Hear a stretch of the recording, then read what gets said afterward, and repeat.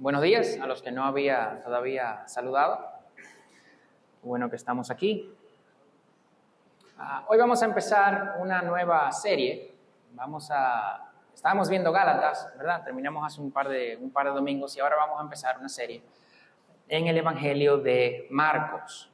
Vamos a estar revisando durante un buen par de meses el segundo Evangelio y hemos titulado la serie Caminando con Jesús, porque eso es básicamente lo que hace Marcos. Marcos relata la vida de Jesús y pareciera como que tú estás caminando con él mientras lo estás leyendo. Y ahora vamos a ver por qué. Pero hemos puesto este título porque además de esto, lo que queremos realmente es, durante este tiempo, caminar con Jesús, conocerlo a Él, andar con Él, ver cómo fue su persona, de manera que eso pueda alimentar nuestra mente y nuestro corazón y transformarnos después. Y eso es lo que vamos a hacer durante un par de meses. Pero hoy vamos a dar una especie de mensaje introductorio, ¿verdad? Donde vamos a tratar de contextualizar, ¿verdad? Eso es tratar de situarnos en un momento específico, que fue cuando Marcos se escribió. Vamos a explorar el por qué se escribió, vamos a explorar qué es esto de un evangelio, ¿verdad? Específicamente el de Marcos, porque eso nos va a ayudar a interpretar mejor, ¿verdad? A entender mejor el libro en la medida que lo vayamos estudiando. Entonces, la idea de hoy es, por lo menos, despertar cierta curiosidad, ¿no?, en ustedes, de manera que digan, no, yo quiero saber más, yo quiero seguir viniendo. Quiero ver qué dice Marcos de la persona de Jesús. Quiero saber más de Jesús a través de los ojos de Marcos. Así que esa es la misión del día de hoy. Y vamos a usar los primeros 3 versículos del libro de Marcos para esto. Así que vamos a abrir la Biblia en Marcos 1, y vamos a leer del 1 al 3. Dice así, versículo 1, principio del Evangelio de Jesucristo, Hijo de Dios, como está escrito en el profeta Isaías, he aquí, yo envío mi mensajero delante de ti, el cual preparará tu camino. Voz del que clama en el desierto, preparen el camino del Señor, hagan derechas sus sendas. Padre, vengo delante de ti para pedirte que tú puedes hacerlo. Pedirte que tú lo hagas, que abras nuestra mente y nuestro corazón. Padre, que tu Espíritu encienda nuestro corazón, que despierte esta curiosidad, que nos dé sed por conocerte, por querer caminar contigo. Padre, porque al final lo que queremos es que a la medida que te conocemos más, eso vaya a impactar nuestra vida, impactar la vida de otros, y que esto traiga gloria a tu nombre. Limpia, Señor, mi corazón, limpia mis labios, que no son puros. Que soy una persona indigna de estar aquí arriba. Padre, pero por el sacrificio de Jesús, por sus méritos y no los míos, por el poder de tu Espíritu y no el mío, me paro aquí delante, Señor, y yo te pido que tú hagas, Señor, lo que tú quieres hacer con cada una de las personas que están aquí. Te pedimos esto, Señor, en el nombre de Jesús. Amén. Entonces, primero vamos a hablar de un par de generales del libro, ¿ok? ¿Quién lo escribió? Y todo el mundo puede responder, Marcos, ¿verdad? Bueno, el libro no lo dice esto. El libro no dice que fue Marcos, pero la tradición desde muy temprano acepta que haya sido Marcos el que lo escribió. Los manuscritos más antiguos indican esto. Cuando digo manuscritos son ¿verdad? Los trozos que se tienen de estos evangelios de hace cientos de años, esos trozos que se tienen, casi todos empiezan diciendo Evangelio Cata Marco, o en algunos Cata Marco, en la mayoría, la versión corta. O sea que estos manuscritos, la mayoría indican que fue Marcos que lo escribió. Este Marcos no fue un discípulo, ni un apóstol, porque no lo vemos en los evangelios, no se menciona la persona de Marcos. El personaje de Marcos, que pudiera ser el autor, lo vemos en el libro de los Hechos. Pero antes de entrar en esto, vamos a ver qué dice el libro de Marcos, el Evangelio de Marcos en sí, acerca de su autor. ¿Qué podemos concluir de leer el mismo libro acerca del autor? Y lo primero que podemos concluir es que era creyente, era cristiano, creía en Jesús. Y de hecho, quería convencer a sus lectores de esto también. Lo otro que podemos concluir es que era judío, porque conocía bien las costumbres judías, conocía la ciudad de Jerusalén y sus entornos, el templo, conocía las escrituras judías también, la profecía, la escatología también la conocía. Sabía arameo, podemos concluir eso también, y usa latinismos, ¿verdad? Latinismos son expresiones o palabras en latín que fueron traducidas, ¿verdad? O convertidas en griego. Entonces, sin entrar en muchos detalles de esto, técnicos, vamos a llamarle así, lo que podemos ver aquí es que nada de esto niega que haya podido ser Marcos. No lo concluye que fue Marcos, pero no lo niega tampoco. Porque Marcos era creyente, era judío, ¿verdad? Sabía arameo, los latinismos estuvo en Roma, eso lo sabemos del libro de los Hechos. Entonces, el libro no nos dice que fue Marcos, no podemos concluirlo, pero tampoco lo niega. Las cosas que vemos ahí no nos ponen en contradicción con que Marcos haya sido su autor. Pues tenemos que ir a evidencia externa al libro para concluir si fue o no Marcos. Y como mencionaba, los manuscritos más antiguos, todos coinciden con que fue Marcos su autor. Los primeros padres de la iglesia también se lo atribuyen a Marcos. Y ahí podemos mencionar a Clemente, a Justino Mártir, Ireneo, Orígenes, Tertuliano, Eusebio.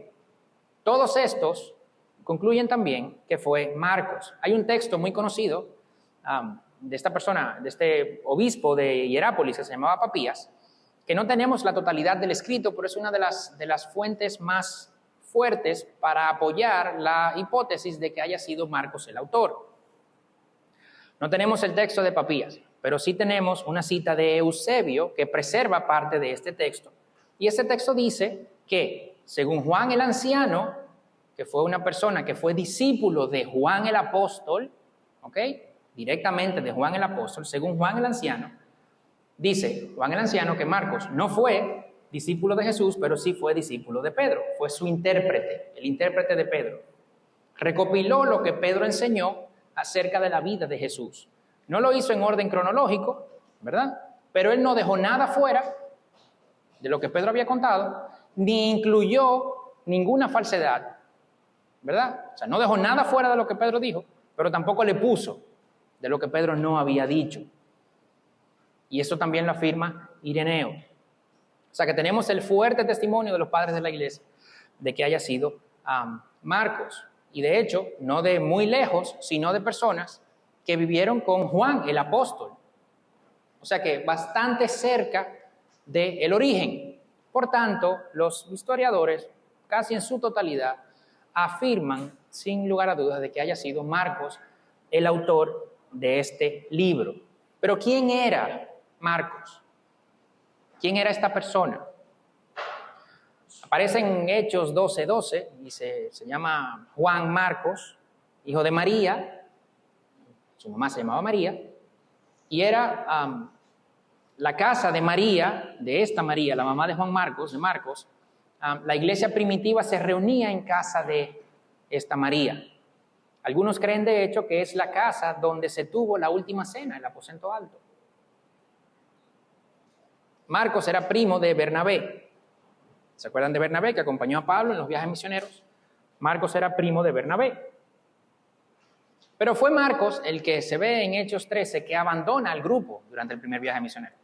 Pablo se va con Bernabé, se va con Marcos también y se van a ministrar, a evangelizar en Asia, pero Marcos los abandona, se va para Jerusalén a mitad del viaje. Luego en Hechos 15 vemos de nuevo que Bernabé quiere en otro viaje misionero llevar a Marcos, pero Pablo no quiere. ¿Por qué? Porque Pablo dice, no, pero si ya él nos abandonó en una, pues yo no lo voy a llevar en este otro. Y se arma una discusión tan fuerte, dice la palabra en Hechos, que se separaron. Pablo se fue entonces con Sila a Siria y a Cilicia, y Bernabé entonces se fue con Marcos a Chipre. A partir de ahí, del libro de los Hechos, no sabemos más de Marcos. No se menciona más, porque Lucas sigue el relato con Pablo y termina con Pablo en su primer imprisonment, su primer encarcelamiento, en Roma.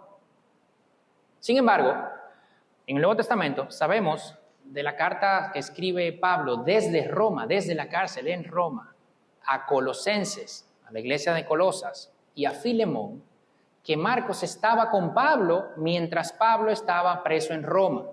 Es decir, en algún momento se arreglaron. En algún momento Pablo y Marcos se arreglaron. En Colosenses 4:10, Pablo incluye en su saludo a Aristarco y a Marcos. Ellos también los saludan a ustedes, colosenses. O sea que estaba ahí. Filemón igual. Marcos también le manda un saludo a Filemón. Pero más interesante es que en 2 de Timoteo 4, que probablemente 2 de Timoteo es la última carta que Pablo escribe antes de su muerte, le pide a Timoteo: toma a Marcos y tráelo contigo, porque me es útil para el ministerio. O sea, no sabemos por las razones que llevaron a Marcos a abandonar el grupo. Podemos asumir que no fue por pecado, porque cuando Demas abandona el grupo por pecado, Pablo lo dice: Demas nos abandonó, se fue detrás del mundo. Pero él no dice esto de Timoteo. Sin embargo, sí podemos concluir que debido a la negativa de Pablo de incluirlo de nuevo en el próximo viaje misionero, la razón por la que Marcos los abandonó no fue aceptable para Pablo. Eso sí podemos concluirlo. Sin embargo, Bernabé sí le da esta segunda oportunidad, porque luego Pablo ya sabemos que también se la dio. No sabemos por qué, puede que se haya asustado Marcos, puede que haya entendido que el sacrificio era muy grande, no lo sabemos. Puede que no haya madurado suficiente en ese momento, no lo sabemos. Pero lo que sí vemos es que Dios es un Dios de segundas oportunidades. Esto sí lo vemos. Porque Pablo, que tuvo este problema con él, termina diciéndole a Timoteo: tráelo contigo porque me es útil para el ministerio. Y no solo eso, sino que en 1 de Pedro 5 vemos que Pedro le llama a Marcos mi hijo Marcos. Mi hijo Marcos. O sea, después de estar descartado prácticamente en el libro de los Hechos, Marcos llegó a desarrollar una relación muy especial con Pablo, hasta el punto que Pablo dice: me es útil en el ministerio. Pero también llegó a desarrollar una relación muy, muy especial con Pedro, que le dice mi hijo Marcos. Y al final, este hombre termina escribiendo un libro que termina en la Biblia. De estar rechazado en el libro de los Hechos, termina teniendo una relación súper especial con Pablo, súper especial con Pedro, nada más y nada menos que Pedro y Pablo, y encima termina escribiendo un libro que terminó en el canon, que terminó en la palabra, en la Biblia, en las Escrituras. Y aquí podemos aplicar algo rápido. ¿Tú crees que Dios no te puede usar? Mira Marcos. ¿Tú crees que Dios ya te descartó? Mira Marcos. No, que ya pasó mi chance, ya pasó oportunidad. Mira Marcos. Mira Marcos. Mira lo que pasó con él. La tradición dice que después de, estuvo en Roma un tiempo y después de esto se fue a Alejandría, fue obispo de Alejandría y allí murió martirizado. Este era Marcos, el autor de este evangelio. En cuanto a la fecha de cuándo se escribió, se entiende que fue a mediados de la década de los 60 después de Cristo, antes de la destrucción del templo, en el 70. Probablemente para el final de la vida de Pedro, o justo después de la muerte de Pedro, que también se entiende que durante ese 64, 68 más o menos Pedro fue que murió, porque murió durante el reinado de Nerón, y se entiende que Marcos lo escribió por ahí. ¿Y dónde se escribió? Pues por los latinismos que contiene, se entiende que lo escribió de Roma, ¿verdad? Y que lo escribió probablemente a unos destinatarios, romanos o judíos latinizados, romanizados. Era una comunidad creyente ¿verdad? En Roma, familiarizada con las costumbres y el contexto judío, de alguna manera, aunque no necesariamente eran judíos, probablemente eran gentiles. Entonces, para no haber sido discípulo de Jesús directo, Marcos tuvo una experiencia extraordinaria, porque conoció a los discípulos, de hecho, en su propia casa. La iglesia primitiva se reunía ahí. Probablemente, como decía, algunos piensan que el aposento alto era un lugar en la casa de María, la mamá de Marcos. Oyó el evangelio Marcos probablemente ahí, con los discípulos. Fue con Pablo en un viaje misionero y con Bernabé, luego fue con Bernabé, luego llega a Roma. Es posible que haya estado en Roma con Pedro y con Pablo, no sabemos si juntos o uno primero y el otro después. Algunos estudiosos notan, de hecho, la influencia paulina en el evangelio de Marcos y obviamente la influencia de Pedro, comparándola con Primera de Pedro también. O sea que esta persona, Marcos, estuvo muy cercano de dos grandes de la fe, muy cercano de ambos. Y probablemente con cierta intimidad especial con Pedro, porque venían de más atrás, ¿sabe? Se reunían en su casa.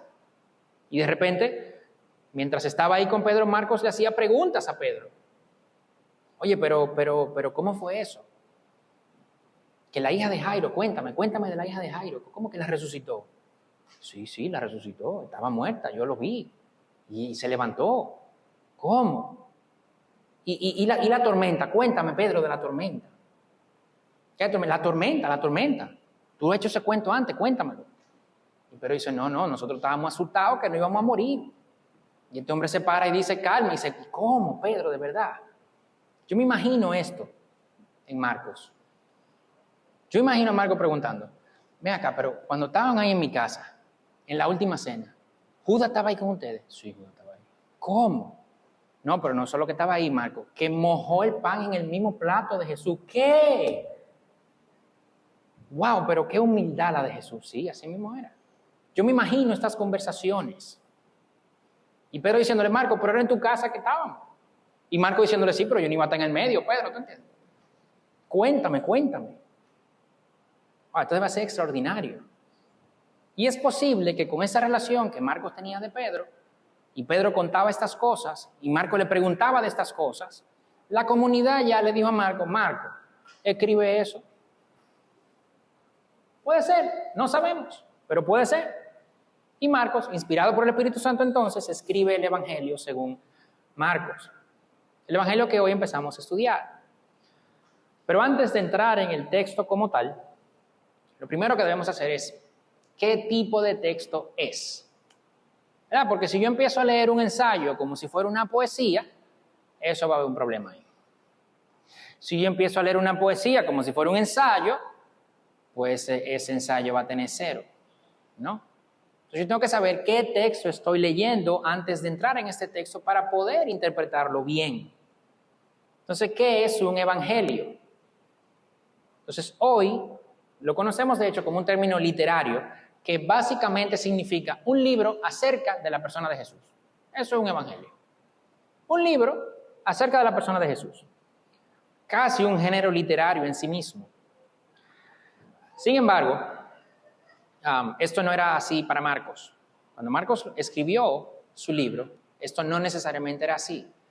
Sí es cierto que décadas y siglos después empezaron a aparecer otros libros acerca de la vida de la persona de Jesús, que se llamaron evangelio, el evangelio de Pedro, el evangelio de no sé quién, otro evangelio. Pero cuando Marcos escribe, esto no era necesariamente así. En el primer siglo, evangelio era una palabra que se utilizaba para referirse a una buena noticia que se daba. Se había usado, de hecho, en el Antiguo Testamento, en la traducción griega del Antiguo Testamento, para dar noticias de victorias en batallas. Se utilizaba también para dar noticias de victorias de nacimiento de Augusto César. Eso fue un evangelio, eso fue una buena noticia. O sea que no necesariamente esta palabra significaba un libro de la vida de la persona de Jesús, sino que significaba buenas noticias. Para Marcos y para sus lectores también probablemente, cuando él dice el evangelio de, se entiende que es el evento nuevo, bueno, para todos nosotros. Eso es una noticia muy buena para todos nosotros. El Evangelio de Jesucristo es la buena nueva de Jesús. Y es la buena nueva acerca de Jesús. Es la buena noticia de Jesús, que es de Él, que es Él que la proclama, pero es también la buena nueva acerca de la persona de Jesús. Cuando Marcos escribió, el término evangelio no se refería a una historia de la vida de Jesús, se refería a una buena noticia. Y Marcos dice, esta es la buena noticia de Jesucristo, el Hijo de Dios, en Marcos 1:1. Entonces, si cuando Marcos escribe no existía eso de evangelio como la historia de la vida, ¿qué fue entonces lo que escribió Marcos? Porque él lo escribió. Antes de que eso fuera entonces, ¿qué fue lo que escribió? Pues aunque no vamos a entrar necesariamente en detalles técnicos, Marcos escribió una biografía de Jesús. El que lo leyera en ese momento, si bien es cierto que habían diferentes tipos, ¿verdad?, o subclases de biografías en ese momento, pues el que lo leyera entendía que estaba leyendo una biografía de la persona de Jesús. Y no podemos entender que lo que hoy entendemos nosotros como una biografía era lo que en aquel momento se entendía como una biografía. ¿Ok? Pero sin entrar necesariamente en esos detalles, sí debemos entender que el que lo leyera entendía que estaba leyendo una biografía de la persona de Jesús. Y esto, la biografía de la persona de Jesús, la historia de la vida de Jesús, era la buena nueva.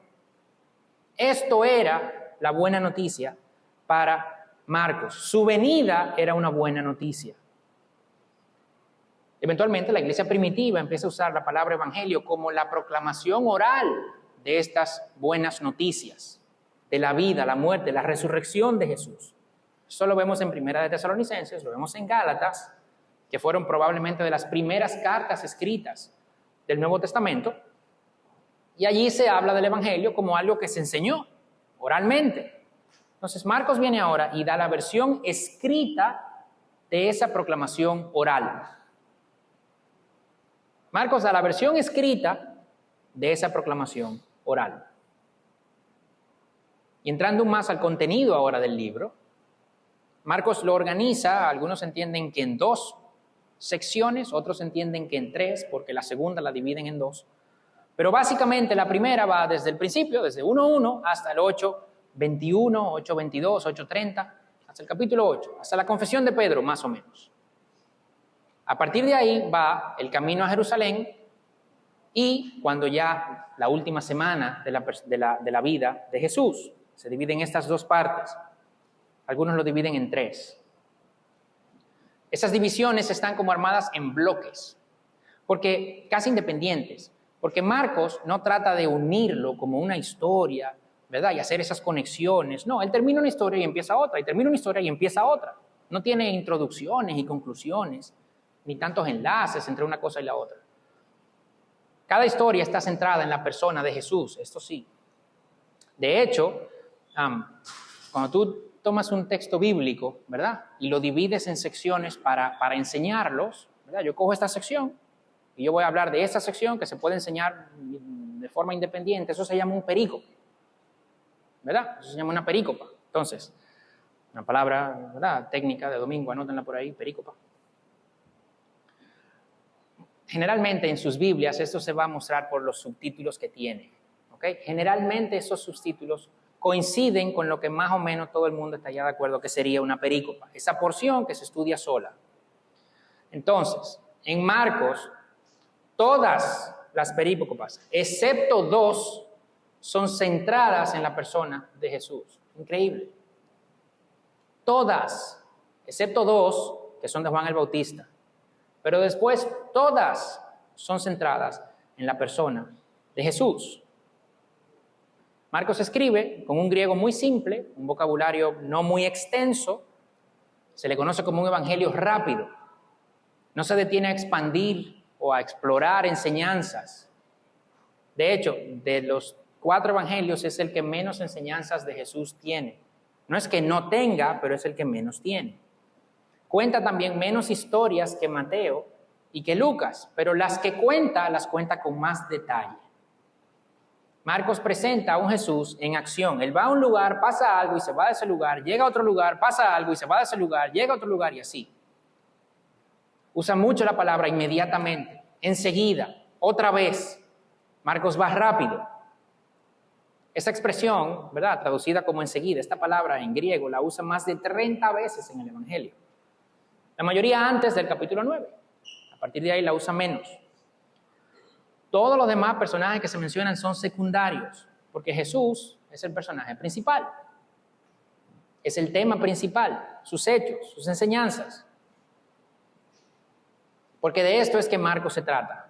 La persona de Jesús que vino a traer salvación. Y por esto empieza diciendo, principio del Evangelio de Jesucristo, Hijo de Dios. Y aquí Jesucristo es un nombre compuesto. Ese es el principio del Evangelio. ¿De quién? De Jesucristo. ¿Y quién es este? Y lo primero que Marcos dice es Jesucristo, Hijo de Dios. Jesús, que fue el nombre que se le puso, era un nombre de hecho común en la Judea del primer siglo. Era la versión griega de Josué, ¿verdad? Significa Dios es salvación. Y Cristo es un título. Cristo es la versión griega del hebreo Mesías. ¿Qué significa? El ungido. Eso es lo que significa. Y vamos a ver más adelante en más detalle esto. Pero este título que Marcos lo menciona aquí, no se vuelve a mencionar hasta el capítulo 8, cuando ¿quién lo menciona? ¿Quién lo confiesa? Pedro. No se le vuelve a decir Cristo a Jesús, hasta que Pedro en el capítulo 8 dice, tú eres el Cristo. Y Marcos va creciendo su narrativa hasta ese momento. Marcos va enseñando cosas de Jesús para que cuando Pedro dice, tú eres el Cristo, el lector diga, obvio, es que por todo esto que yo he visto antes, es evidente que este es el Cristo. Esa es la intención de Marcos. Claro, para ellos, los discípulos en ese momento, ellos estaban todavía, aunque Pedro lo haya confesado, ellos todavía no estaban claros. A partir de ahí, Jesús empieza a decirles que él iba a ser rechazado, que iba a ser entregado, que iba a sufrir, que iba a morir, que iba a resucitar, de hecho también se lo dice. Pero no voy a adelantarme necesariamente, sino que solo lo estoy mencionando. Cuando lleguemos a Marcos 8 vamos a ver esto en mucho más detalle. Pero cuando Pedro lo menciona, no necesariamente lo entiende. De hecho, mucha gente dice que Marcos presenta a los discípulos de una mala forma. Que lo presenta como torpes, como que nunca entienden nada, como que siempre están confundidos, como que nunca tienen fe. Bueno, pues sí. Realmente, de verdad. ¿Sabe qué? Nosotros somos así muchas veces también. Pero Jesús camina con ellos. Así como nosotros queremos caminar con Jesús. Jesús se toma su tiempo con ellos. Jesús va discipulando a los discípulos. Y eso también lo vemos en Marcos. Y eso toma tiempo. Crecer, madurar. Eso no se hace en microondas. Ya tenían un buen tiempo caminando con Jesús. Y como quiera, cuando Pedro lo dice, y inmediatamente le dice, tú eres el Cristo, y luego Jesús le dice, sí, yo voy a ser entregado, el Hijo del Hombre va a ser entregado, y tendrá que morir, y tendrá que resucitar. Y Pedro le dice, no, jamás te pase eso. Oye, tú no estás entendiendo. O sea, tú dijiste que yo era el Cristo, que yo era el Mesías, el ungido, y ahora no me vas a permitir hacer lo que se supone que ese Mesías vino a hacer. Pedro, tú no estás entendiendo. Tú como que hablas con el corazón, pero no con la cabeza. Vemos en Mateo, y lo vamos a ver más a detalle cuando entremos a ese pasaje, pero vemos en Mateo que Jesús le dice, eso no te lo reveló ni carne ni sangre, sino Dios. O sea, Pedro lo dijo, pero él no entendía completamente lo que eso significaba. Sin embargo, Marcos, cuando escribe su evangelio, lo escribe después de la resurrección. Porque si Marcos hubiera estado con Pedro en ese momento, pues probablemente ni siquiera llega a la conclusión de que es el Cristo. Sino que Marcos, como escribe después de la resurrección, ¿ok? Ya él tiene ese conocimiento, ya él tiene esa iluminación. Tiene esa ventaja. Ya él sabe que es el ungido. El Hijo de Dios, que es el otro título que le da, que se menciona 3 o 4 veces, dependiendo de quién lo quiera contar en el Evangelio. La primera es la que estamos viendo hoy en Marcos 1:1. El principio del Evangelio de Jesucristo, el Hijo de Dios. Pero los segundos, la segunda persona que menciona que Cristo es el Hijo de Dios en el Evangelio de Marcos, a que no adivinan quién es. Un demonio. Hay 3 personas que lo dicen en el libro. Marcos, los demonios y el centurión a los pies de la cruz. Los demonios en 3:1 son lo primero que lo identifican como tal. En el 5:7 los demonios lo llaman Hijo del Dios Altísimo. Y en el 15:39 el centurión al pie de la cruz dice, este verdaderamente era el Hijo de Dios. Y Marcos utiliza esto, digamos, como 2 etapas, ¿verdad? Al principio, el Evangelio del Hijo de Dios, y luego el centurión al final, en la cruz, dice, verdaderamente, este era el Hijo de Dios. Dios mismo, de hecho, dice esto 2 veces, en el bautizo, en el capítulo 1, y en la transfiguración, en el capítulo 9, dice, este es mi Hijo amado, en quien me complazco. Pero ¿cómo era este Jesús que Marcos nos presenta? ¿Qué es lo que Marcos quiere resaltar de Jesús? Porque recuérdense que hay 4 evangelios, Mateo, Marcos, Lucas y Juan. Entonces, ¿qué resalta Marcos de la persona de Jesús? Pues lo primero es que Marcos nos presenta a Jesús con poder y con autoridad. Él nos muestra el poder de Cristo. Cuenta 8 sanaciones de enfermos, una resurrección. En varios resúmenes nos dice que su ministerio consistía en sanar enfermos, y sanaba lepra, fiebre, parálisis, sanó una mano seca, hemorragia, sordera, mudez, ceguera. Y traían los enfermos y él los sanaba. Narra 4 ejemplos de exorcismos. Varios resúmenes de su ministerio decía que él sanaba y expulsaba demonios. Que él sanaba y expulsaba demonios. Además de los milagros sobre la naturaleza, calmar la tormenta, caminar en las aguas. Segunda, 2 multiplicaciones de pan y de peces. 2, una alimentando 5,000, otra alimentando 4,000. Son poderes divinos. ¿Por qué? Porque el reino de Dios había llegado. Este es el Evangelio. Vemos también a Jesús afirmando y declarando su autoridad sobre el perdón de pecados, sobre el destino eterno de las almas, sobre el día de reposo, limpiando el templo. Y esta autoridad las multitudes la reconocían. En 1:22 se admiraban de su enseñanza porque les enseñaba como quien tiene autoridad y no como los escribas. En 1:27, ¿qué es esto? Una enseñanza nueva con autoridad. Esta autoridad de Jesús está en primer plano en el Evangelio de Marcos. Se sanan enfermedades, se expulsan demonios, y vemos en Marcos que estos milagros certifican la autoridad de Jesús con la que él vino. En el capítulo 2, cuando le bajan al paralítico en una cama a través del techo, lo que dice Jesús es para que sepan que el Hijo del Hombre puede perdonar pecados, tiene autoridad para perdonar pecados. Le dijo al paralítico, levántate, coge tu camilla y anda. Para que sepan con qué autoridad divina yo vengo, yo voy a hacer esto.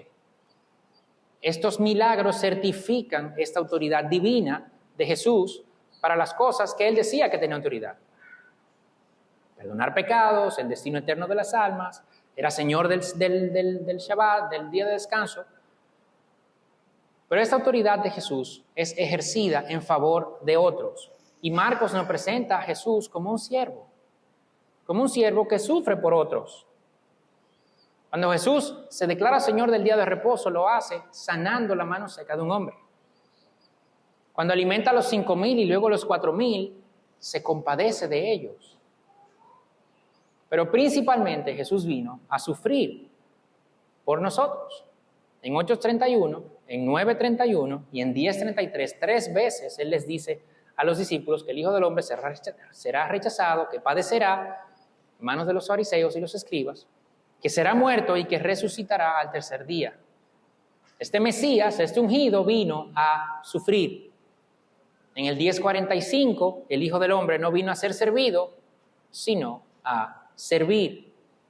Eso recuerda a Isaías 53, el siervo que sufre. Y Marcos nos presenta a Jesús de esta manera. Y otra forma en la que Marcos nos presenta a Jesús es que Jesús es el que inaugura el reino de Dios en la tierra.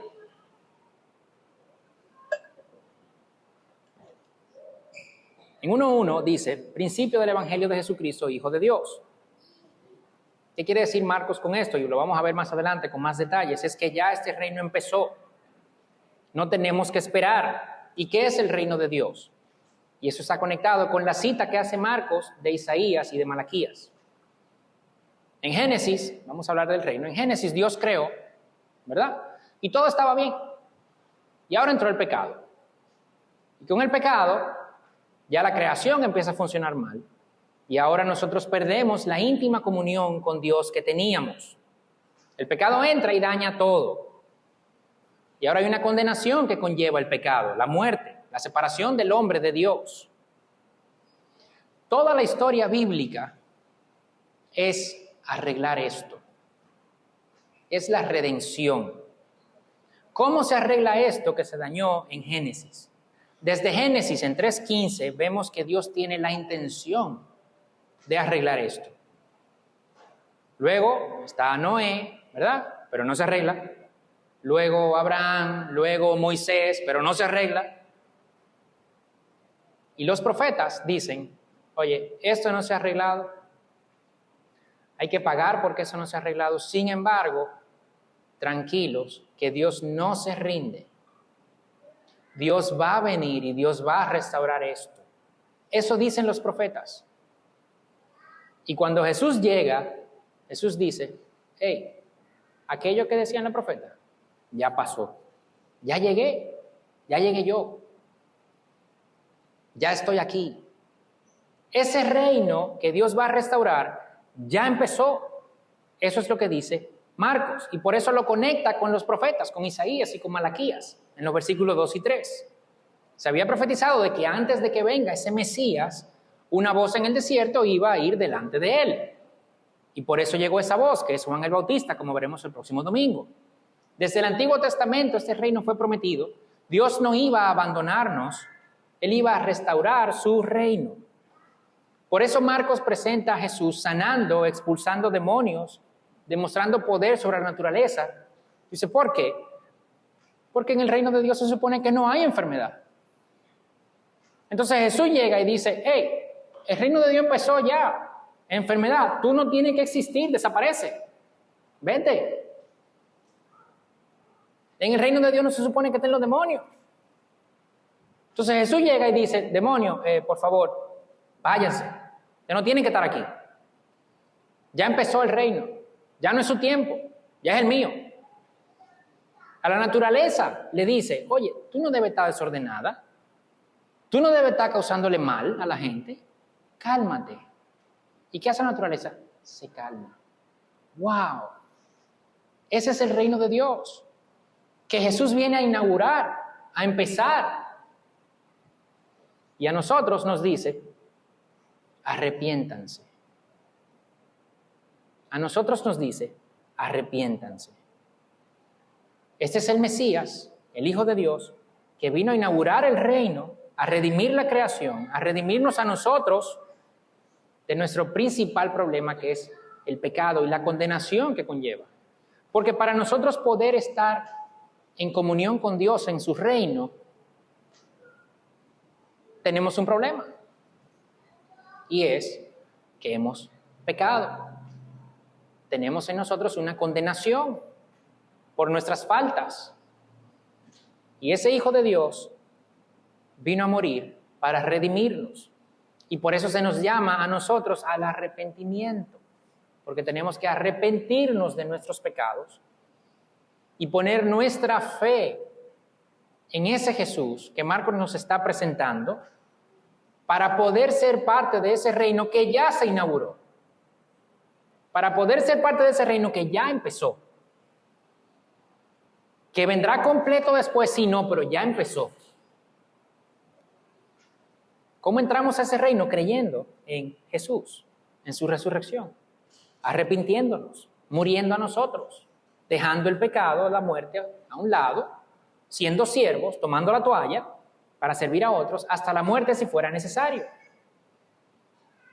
Porque el reino de Dios es eso, sin enfermedades, sin demonios, con una creación redimida y con hijos de Dios limpiados por la sangre de Jesús, viviendo, adorando a Dios y sirviendo a otros. Ese es el reino. Y ya empezó. Y a través de Marcos vamos a ver a la persona de Jesús inaugurando este reino, poniéndolo ya a funcionar.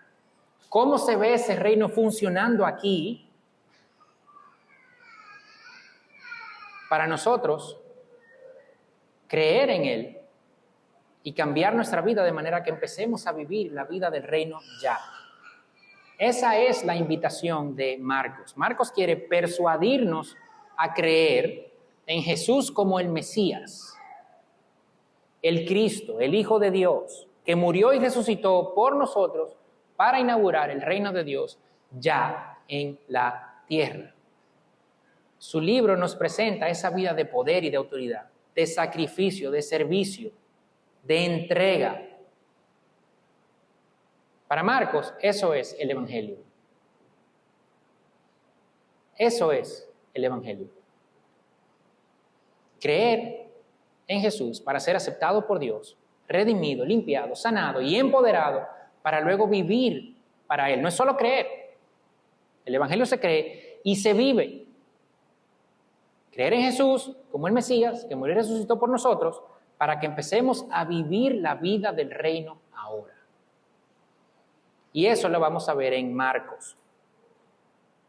Yo lo que quisiera es que Dios nos dé un tiempo en el que podamos realmente caminar con Jesús, conocerlo más, conocerlo mejor, íntimamente, y que eso realmente transforme nuestras vidas. Que después de esto puedan decir de nosotros, como dijeron de Juan y de Pedro en Hechos 4, ellos han pasado tiempo con Jesús. Ellos han pasado tiempo con Jesús. Eso es lo que queremos al estudiar el Evangelio de Marcos. Pero que eso no lo diga un seguidor que yo tengo en Instagram ahí, que yo nunca he visto. No. Que no lo diga el vecino que yo lo veo 2 veces al año en el ascensor. No. Que lo diga el compañero de trabajo, que me ve todos los días. El suplidor, al que yo le compro. El cliente, que me paga lo mismo, pero me pide cada vez más. El cliente, que lo diga mi hermano, mi hermana, mi papá, mi mamá, mis hijos, mi esposo, mi esposa. Que ellos sean lo que digan, no, mira, de verdad, tú estás pasando tiempo con Jesús. Tú estás pasando tiempo con Jesús. Que sea algo que viene de parte de Dios. Que en mi caso, mi cónyuge, mi esposa Diana, esté impresionada por eso. Y que le dé gracias a Dios de lo mejor que ella está, porque Jesús está trabajando en mí. ¿Se entiende? Porque cuando Dios trabaja en tu vida, tú te llevas los beneficios. Es verdad. Pero tú sabes quién mejora también, el que está al lado de ti. Necesariamente. Porque Jesús vino y ¿quiénes mejoraron? Los que estaban alrededor de Él. Que fueron sanados, que fueron liberados. Y de nuevo, no es que ahora vamos a salir a liberar y a sanar y no sé qué y no sé cuánto, no. Porque esos milagros fueron para demostrar, para certificar esa autoridad con la que Jesús venía. Los discípulos pasaron tiempo con Jesús y la gente lo vio. Sus vidas fueron transformadas y esa transformación impactó a las personas alrededor de ellos. Y eso es lo que queremos en estudiar este Evangelio, porque eso es el Evangelio. Eso es el Evangelio. Se dañó en Génesis,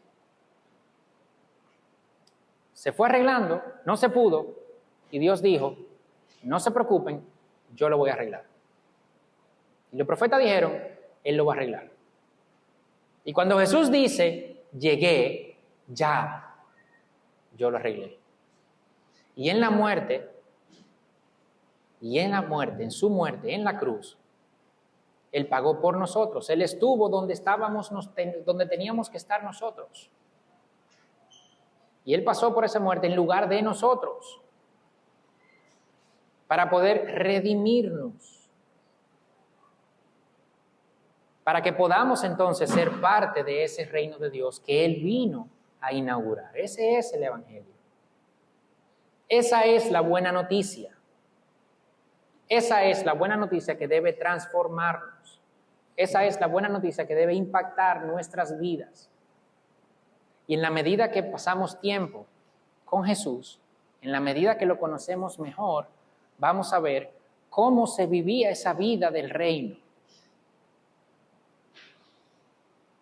Y por el poder de su Espíritu, esperemos que cuando salgamos de aquí nuestras vidas hayan sido impactadas, transformadas, de manera que otros puedan gozar de ese fruto y que otros puedan decir, tú has pasado tiempo con Jesús, tú has caminado con Jesús. Esa es la intención, por eso vamos a estudiar este Evangelio y esa es mi oración. Esa es mi oración para mí. Para ustedes también, pero honestamente es mi oración para mí. Y si ustedes también quieren orar esto para ustedes, ¿verdad? De manera simbólica, no que signifique nada, yo les voy a pedir que quien quiere orar esto, yo voy a orar ahora, que se ponga de pie. Quien quiera, de verdad. Y yo voy a orar. Y ore usted conmigo. Padre Santo, Padre bueno,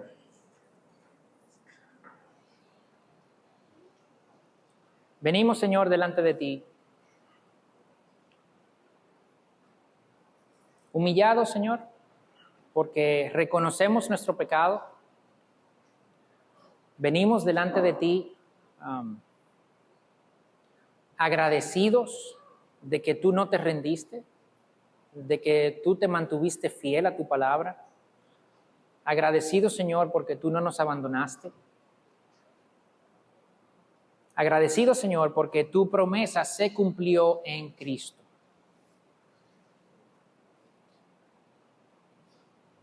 Padre, y te queremos pedir, Señor, te rogamos que durante este tiempo en el que estemos revisando el Evangelio de Marcos, conociendo la persona de Jesús, Padre, que podamos primero ver nuestro pecado en el espejo de la palabra, en el espejo de tu vida. Padre, pero a la vez que vemos nuestro pecado, que veamos también la solución en Cristo, en la cruz. Y a la vez que vemos eso, que también veamos, Señor, la promesa, la garantía, la recompensa en tu resurrección. Padre, que podamos realmente empezar a vivir vidas del reino ya. Padre, que tu palabra nos transforme, que tu palabra nos impacte. De manera, Señor, que tú seas exaltado porque otros ven tu impacto, tu transformación en nosotros. Yo te pido, Señor, por todos los que estamos aquí, me incluyo, por nuestra mente, nuestro corazón.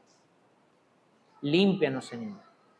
Quita las cosas de nuestra mente y nuestro corazón que puedan entorpecer el trabajo que tú quieres hacer. Yo te pido, Señor, por nuestras familias, por nuestras esposas, hermanos, padres, hijos, que sean, Señor, transformadas, aunque sea por la influencia tuya en una persona de esa familia, mucho más por tu transformación en cada uno de los miembros de la familia. Que sea un tiempo hermoso, Señor, en el que te conozcamos mejor, en el que caigamos, Señor, delante de ti, rendidos a tu majestad, a tu santidad, a tu grandeza, agradecidos, Señor, de tu gracia, de tu misericordia, de tu fidelidad.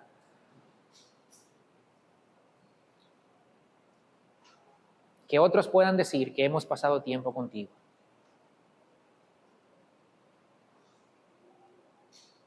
Padre, delante de ti estamos, te pedimos esto, te rogamos esto. Sé tú en nosotros, en esta serie que vamos a estar caminando con Jesús. Te lo pedimos en el nombre de Jesús precisamente, que es a través de quien podemos venir delante de ti a pedirte esto. Amén y amén.